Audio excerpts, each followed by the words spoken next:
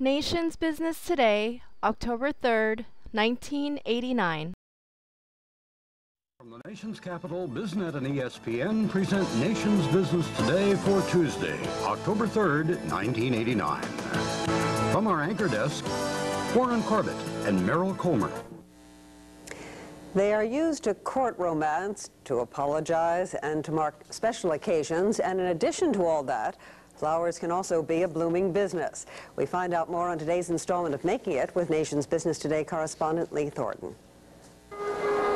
Helen Shih may not do for flowers what Ray Kroc did for hamburgers, but she's in there trying. Her stock in trade, mass production, fast service, and low prices. At Shih's 8-store California chain, customers can't get made-to-order bouquets, only formula ones. But at Shih's prices, customers don't seem to care. Helen Shih's business story began when, with 2 science degrees, she was unable to find the kind of job she wanted. We decided to do some business for ourselves because it's opportunity, equal opportunity. At the outset, things went well. It happened to be, we're lucky, a gentleman, which was our first landlord, and he have a building in downtown, which is a 10 by 15 square foot little lobby, and he wanted us to open a flower stand over there. So we're getting our business and start from there. And from there, she decided to roll out an assembly line of a limited number of fresh flower arrangements at a downtown Los Angeles location, approaching flowers the way McDonald's uses hamburger. And it has worked, but that's not the way it began. First, she had to make some mistakes. We buy quite a lot of flour. We buy around $200 worth of flour, but the sale is so bad. We only sell $1.99. And then the second day when we come over, we find out all our flour has been totally frozen because we didn't know the temperature in the cooler, what should be. And broke our hearts. Just all the flour, we have to dump them. She learned. And today, she's grown to a business volume of $2.5 million annually. Only work hard is not count, so we have to work smart, too.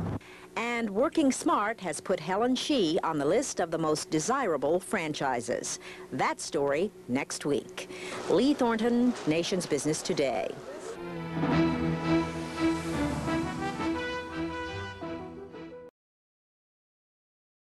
While Shih's Flowers was near its height, Marty and Helen began to expand into telecommunications, helping Asians new to the country connect in a more familiar language. Perhaps you can say they extended a helping hand, as Krista Mitru, their godfather, had done for them. In 1989, Los Angeles Times, shown on the left, wrote an article on Helen and Marty venturing into their new business, the Asian American Association, which networked Asian clients through computerized telephone ordering service, an idea that derived from Shih's Flowers' efficiently organized customer database.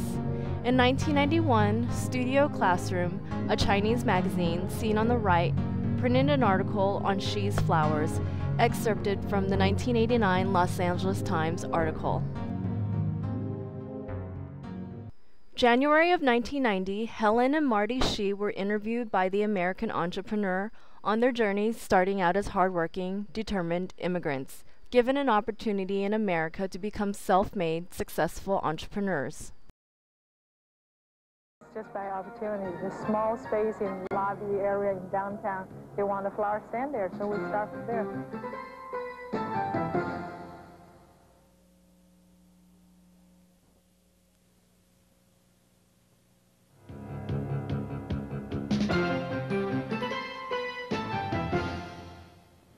Millions of foreigners, of course, have dreamed of making it in America. Well, the Chinese mother of Helen and Marty Shih was one of those, and she taught her children well.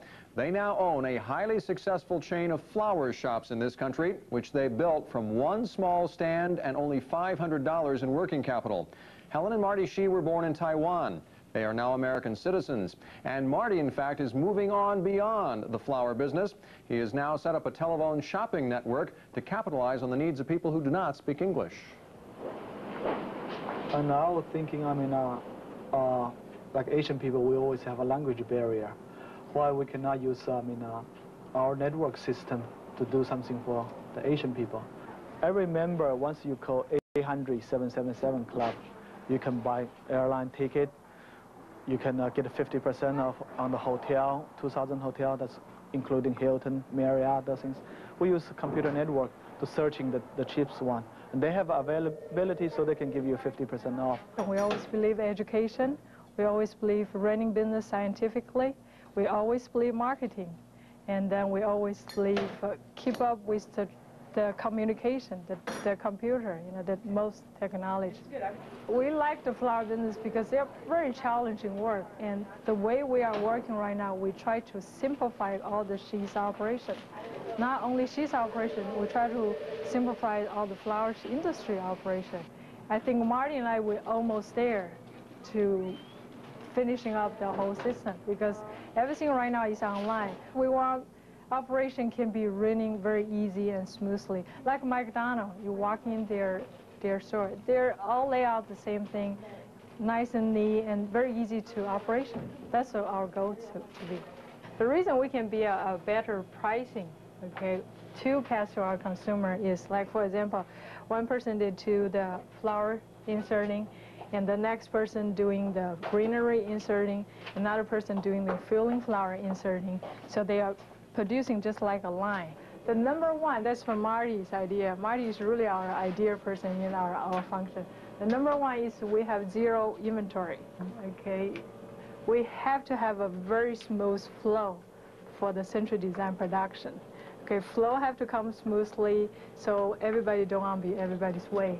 They can only use one hand to hold on the knife, one hand to cutting.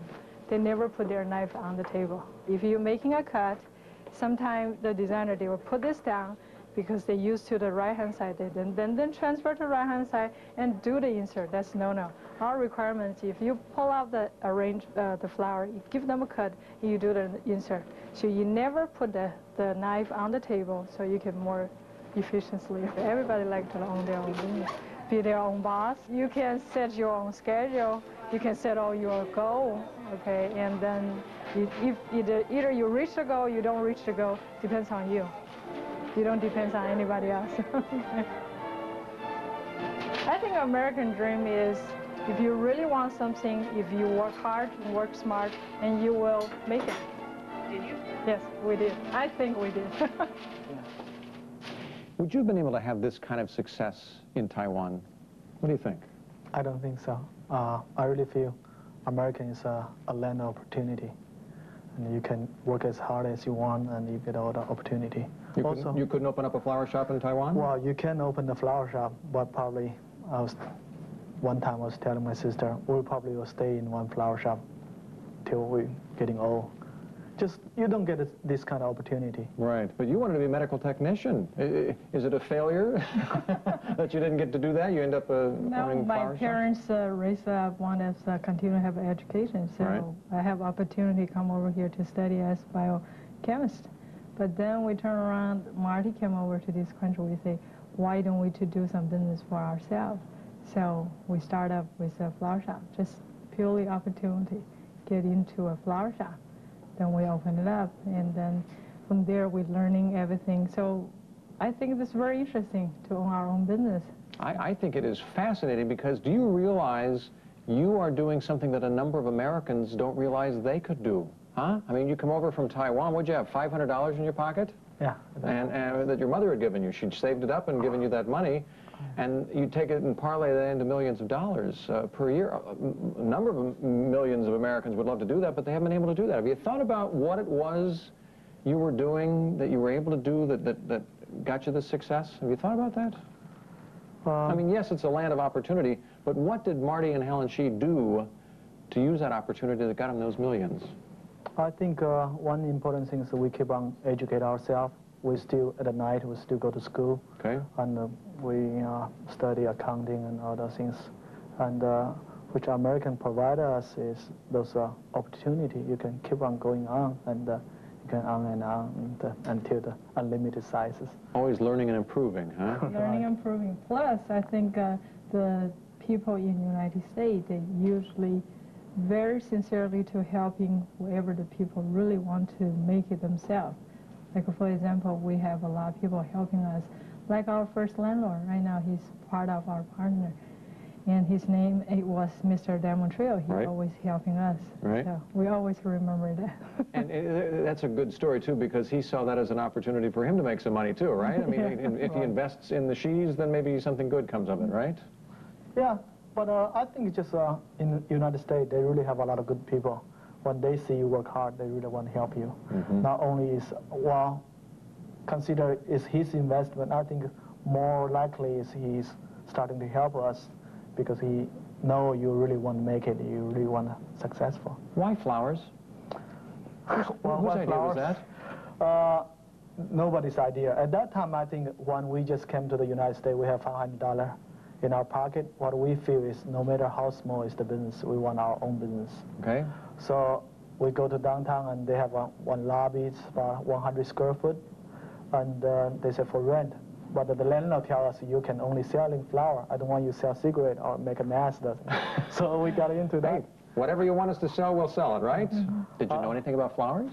No, at that time we don't know it at all. If that time the landlord tells us to sell cigarette, probably we sell several $1 million cigarette. And but you learned some great lessons right away, didn't you, when you first started out? Yeah, first started out because we don't know anything about flowers.